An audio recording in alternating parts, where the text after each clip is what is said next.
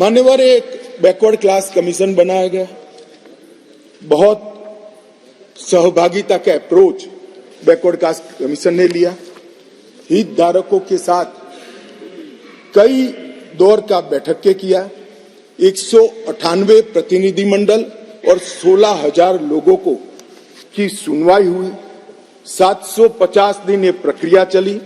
सभी 20 डिस्ट्रिक्ट में जाकर ये सुनवाई की गई और लगभग 26,000 से ज्यादा पोस्ट में मिली हुई लिखित अर्जियों को भी संज्ञान में ले लिया गया और जम्मू कश्मीर आरक्षण अधिनियम इसके अंदर सुधार करने का अभी जो आया है उसमें से एक मूल तत्व, बाकी के दो बिल तो ST department, schedule tribe department और पिछड़ा वर्ग डिपार्टमेंट लेकर आएंगे, मगर अभी एक तत्वतः फेरफार किया है, बदलाव किया है।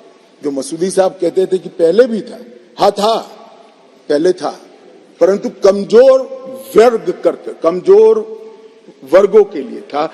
इसकी जगह संवैधानिक नाम अन्य पिछड़ा वर्ग देकर उनका सम्मान करने का काम नरेंद्र मोदी जी। यहाँ कांग्रेस के ढेर सारे मित्र बैकवर्ड क्लास करते हैं। कुछ नेता होते हैं जिनको हाथ में कुछ लिखकर पकड़ा लो तो 6 महीने नया कागज ना आए तब वही बोलते रहे बैकवर्ड क्लासेस। भाई पहले आपका इतिहास तो देखो।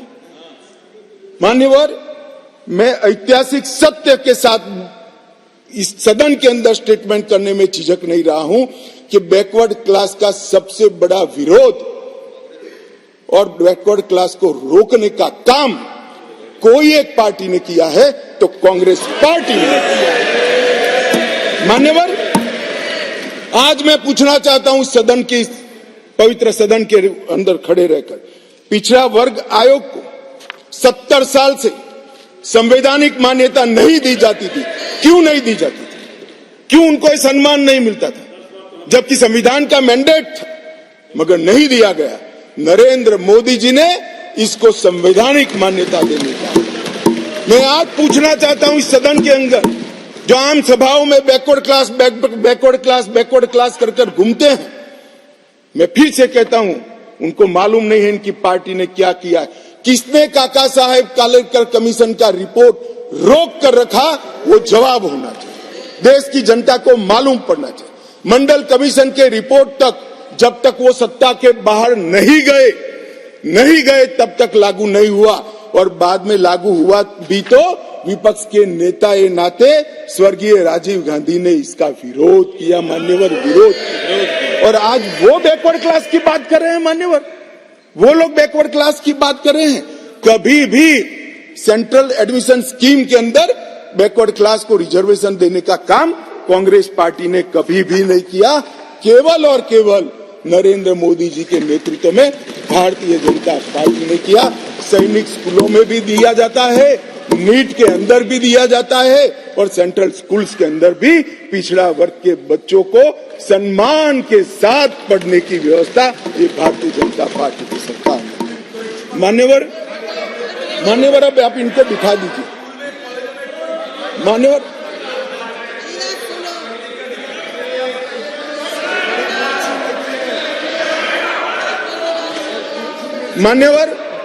अब तक डिप्राइव लोगों की बात करते हैं। अब तक ईडब्ल्यूएस, इकोनॉमी का रूप से पिछड़े लोगों को आरक्षण देने की बात कभी नहीं सोची गई। पहली बार नरेंद्र मोदी जी ने अनारक्षित जातियों के गरीब बच्चों को 10% रिजर्वेशन देने का काम। और मान्यवर, आज ये नामकरण में भिन्नता से क्या होता है इनको मालूम नहीं है। मानो मेरी माँ का नाम कुसुम है, मैं उसको कुसुम बोलता हूँ और माँ कहता हूँ, दोनों को बीच में कितना अंतर है वो माँ को ही मालूम पड़ता है और किसी को मालूम नहीं। नाम तो वही है, व्यक्ति वही है, मगर किस भाव से बुलाया जाता है। जब बच्चा माँ कहकर बुलाता है तो जो प्यार और स्नेह और वात्सल्य आता है वो माँ से ही आता है, नाम से नहीं आता है। मान्यवर, ये नहीं समझ पाएंगे। ये भाषा का सुधार नहीं है, ये कंसेप्ट का सुझाव है, नजरिए का सुझाव है और देखने के दृष्टिकोण का सुझाव है जो नरेंद्र मोदी सरकार कर रही है।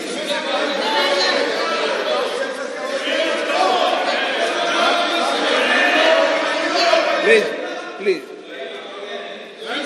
अरे यार अधीर रंजन, मैं एक बात कहता था कि एक नेता लिखा हुआ पढ़ते ही रहते थे, पढ़ते, तुम भी वो स्क्रिप्ट पढ़ने लगे यार। ऐसा मत करो यार अधीर रंजन जी, ऐसा मत करिए। आप माननीय विपक्ष के नेता है, मैं जरा भी पढ़। अरे आपके बारे में नहीं बोल रहे वे, माननीय अधीर रंजन जी आपके बारे में नहीं बोल रहे। प्लीज। मान्यवर, मैं इनको बताना चाहता हूं, आजकल करते करते मेरे 32 साल किसी न किसी सदन में हो गए। मैंने आज तक कभी लिखा हुआ भाषण पढ़ा नहीं। मैं मन की गहराइयों से बोलता हूं। मेरे हाथ में जो कागज होता है आंकड़ों और तथ्यों को रिफेर करने के लिए होता है, क्योंकि मैं जिम्मेदारी के साथ यहां पर हूं। मान्यवर, प्लीज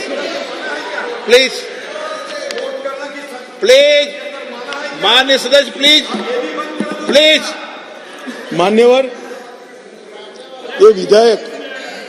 ये विधेयक नरेंद्र मोदी सरकार ने, देश के प्रधानमंत्री नरेंद्र मोदी जी ने देश में लाए हुए सैकड़ों सकारात्मक और परिवर्तनकारी प्रगतिशील परिवर्तनों की कड़ी में एक और मोती जोड़ने का काम ये विधेयक करेगा और इसलिए मैं आज इस सदन के आशीर्वाद मांगने आया हूं।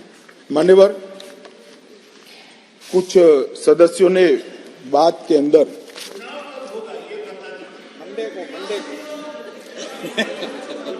दादा धैर्य से सुनना पड़ेगा, अंत में बताऊंगा,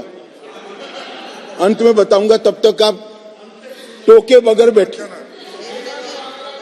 मान्यवर, कुछ कानूनी और संवैधानिक मुद्दे खड़े कर, पहले एक मॉरल बात लाए कि भाई जिस कानून के अंदर आप अमेंडमेंट लेकर आए हो वो कानून ही कोर्ट के सामने चैलेंज में है। मसूदी साहब तो हाई कोर्ट के जज रहे, विद्वान न्यायाधीश रहे हैं, अधिवक्ता अच्छे ही होंगे तभी तो जज बने होंगे। मैं उनको कहना चाहता हूं, धारा 370 भी काफी साल तक चैलेंज में रही, क्यों नहीं रोका उसको? जब चैलेंज में थी तो धारा 370 को क्यों नहीं रोका गया? और आज आपको कानून की मर्यादाएं याद आ रही हैं। फिर भी मैं स्पष्टता करना चाहता हूं, आपकी ही पिटीशन है, आप पिटीशनर हो। इस पर स्टे मांगा गया था, स्टे पर बहस हुई, न्यायाधीशों ने सुनवाई करके स्टे देने से इनकार किया। स्टे देने से इनकार किया। मैं बहुत रिस्पॉन्सिबिलिटी के साथ यहां बोल रहा हूं, कोई स्टे नहीं है।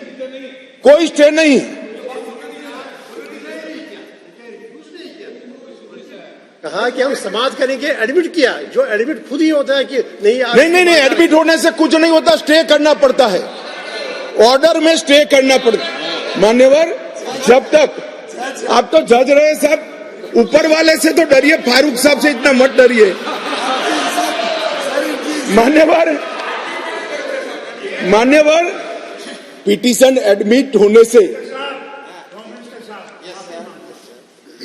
किसी को डराता नहीं, फिर भी डरते हैं, बोलिए। मेरा काम डराना नहीं, आप लोगों का काम है डराना, हम डराते हैं। मान्यवर कहा है उसका जवाब मैं आपके बाद दूंगा।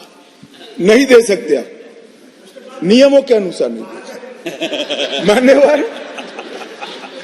मान्यवर, जब कोई भी पिटीशन सुप्रीम कोर्ट के सामने जाता है, अगर सुप्रीम कोर्ट उसको स्टे नहीं देता है तो तब तक यथास्थिति बनती है, और यथास्थिति ये है कि राष्ट्रपति महोदय ने इसको कानून को बनाने का काम पूर्ण कर दिया है। ये यथास्थिति है, इसके लिए मैं इसके अंदर अमेंडमेंट लेकर किसी भी समय पर आ सकता हूं। और ये जो है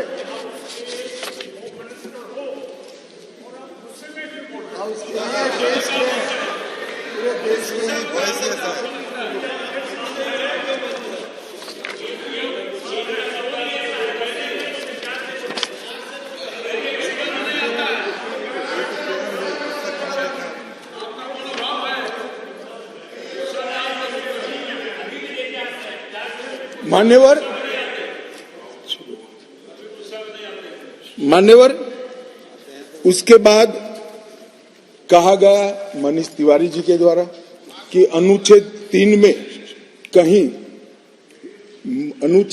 में कहीं पर भी यूटी का प्रावधान नहीं है। अब मैं मान्यवर, कोई कंफ्यूजन नहीं रहना चाहिए, बहुत बड़ी बात मान्य सदस्य ने करी है। मैं अनुच्छेद 3 इस सदन में पढ़ना चाहता हूं। नए राज्यों का निर्माण और वर्तमान राज्यों के क्षेत्रों, सीमाओं या नामों में परिवर्तन, ये अनुच्छेद का मूल चीज है। इसके अंदर आगे किसी राज्य में उसका राज्य क्षेत्र अलग करने अथवा 2 या अधिक राज्यों को या राज्यों के भागों को मिलाकर अथवा किसी राज्य क्षेत्र को किसी राज्य के भाग के साथ मिलाकर नए राज्य का निर्माण देश की संसद कर पाएगी। अब इन्होंने कहा यूटी नहीं है, यूटी का इसमें प्रोविजन नहीं है, मगर शायद उन्होंने पूरा पढ़ा नहीं या जानबूझकर आगे उन्होंने सदन को बताया नहीं। इसी के नीचे आर्टिकल 3 के नीचे ही स्पष्टीकरण किया इस अनुच्छेद के खंड क से ड में, जिसमें सारी चीजें आता है, राज्य के अंतर्गत संघ राज्य क्षेत्र समाहित है। तो वहां पर राज्य मीन्स संघ राज्य क्षेत्र अपने आप हो जाता है। तो ये इनको मैं मनीष जी को थोड़ा स्पष्टता करना चाहता हूं कि इतना बड़ा गैरकानूनी काम कम से कम नरेंद्र मोदी सरकार नहीं कर सकती। ये कोई इंदिरा गांधी की सरकार नहीं है जो इस प्रकार के कानून लेकर आए। भाई अभी बहस नहीं हो सकती, बाद में मैं आपको सवाल, मैं बाद में आपको मौका दूंगा क्वेश्चन पूछने का, अभी बैठ जाइए। मैं बाद में आपको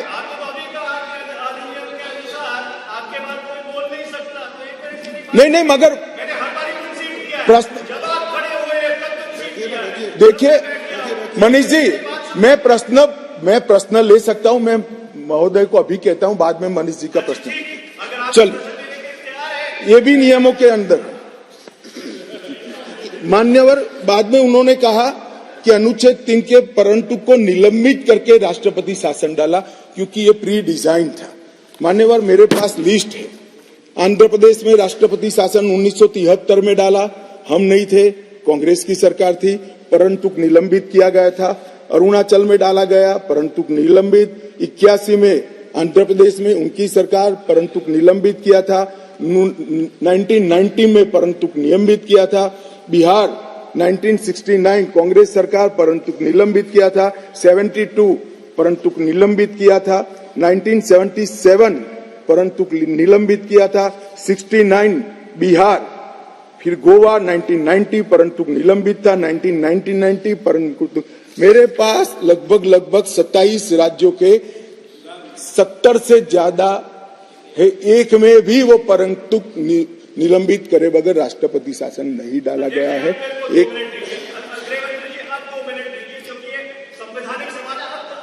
एक मिनट मानिए, ऐसे टाइम तो मैं दूंगा ना, प्लीज।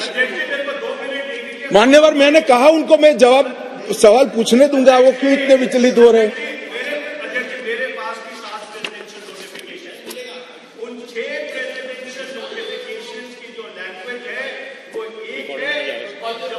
के प्रेसिडेंशियल नोटिफिकेशन की लैंग्वेज अलग है। मैं आपको अभी डेमोन्स्ट्रेट कर सकता हूं।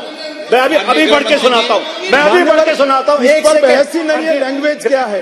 इस बहस इस पर है कि अनुच्छेद 3 के परंतु को, जिसमें असेंबली का पावर यहां पर आता है, इसको निलंबित किया गया है या नहीं किया? एक लिमिटेड क्वेश्चन पर हम है, कहां है बात ही खड़ी होती है। मंत्री जी, नो। माननीय अध्यक्ष जी, मुझे संरक्षण दीजिए, ऐसे नहीं हो सकता बिल का जवाब। नो, माननीय गृह मंत्री जी, आपका रिकॉर्ड भी नहीं जा रहा है, इससे माननीय गृह मंत्री जी। मान्यवर, आप प्लीज मुझे व्यवस्था दीजिए, ऐसे बिल का जवाब नहीं दिया जा सकता, ऐसे महत्वपूर्ण बिल का। एक मिनट। नो, माननीय, मैंने आपको कहा आपको सवाल पूछने का मौका दूंगा, प्लीज माननीय गृह मंत्री जी।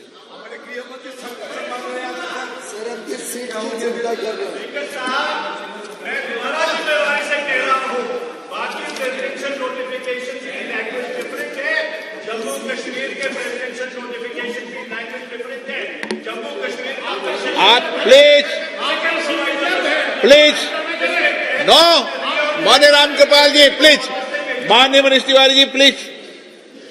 मान्यवर, ढेर सारे सदस्यों ने जम्मू कश्मीर में आतंकवाद की चिंता का जिक्र किया। वो चिंतित भी थे, अच्छी बात है, चिंता हो रही है, होनी भी चाहिए, सभी को होनी चाहिए। उन्होंने सीधा सीधा इसको आर्टिकल 370 को निरस्त करने से जोड़ा। उन्होंने क्या क्या हुआ, अब भी आतंकवाद चल रहा है। उन्होंने क्या क्या हुआ, अभी कुछ दिन पहले सेना के कुछ जवान शहीद हो गए,